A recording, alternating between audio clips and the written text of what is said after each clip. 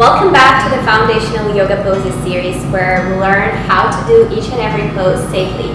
My name is Anastasia. Today we'll be learning to practice downward facing dog, also known as Adho Mukha Svanasana. Let's get started.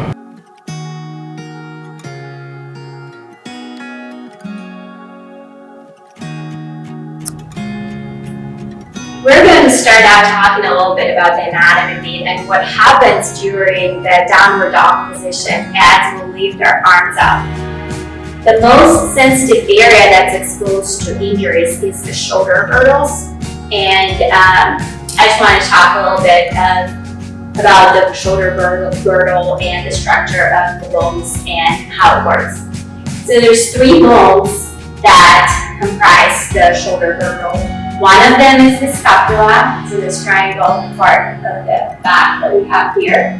Humerus is the upper part of the arm, and the hollow bone is located right here in our front area.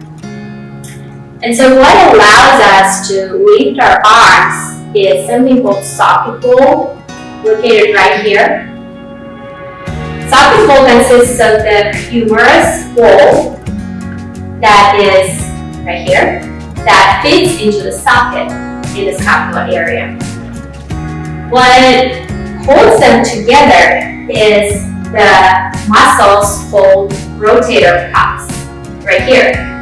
So they cuff around the humerus and hold the bones together here. So when we lift our arms, what happens is if there's not enough space in the socket ball, it's a very tight area here, while it provides us to create movements into different directions, such as flexion, extension, abduction, adduction, internal rotation, external rotation, circumduction, both ways.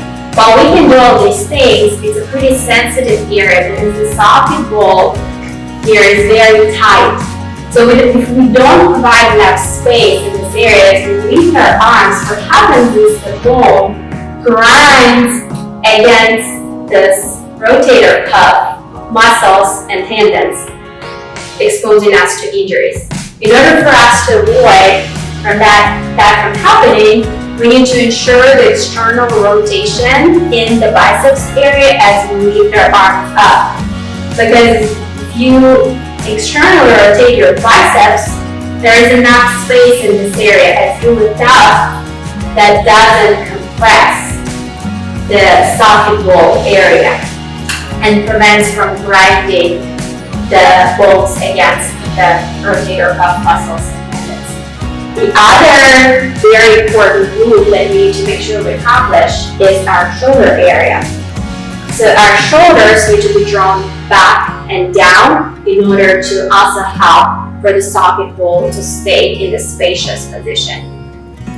So when we're performing our downward facing dog, then you will hear me often asking you for the external rotation of the biceps and the shoulders being drawn down and back to prevent us from injuries in the shoulder girdle area.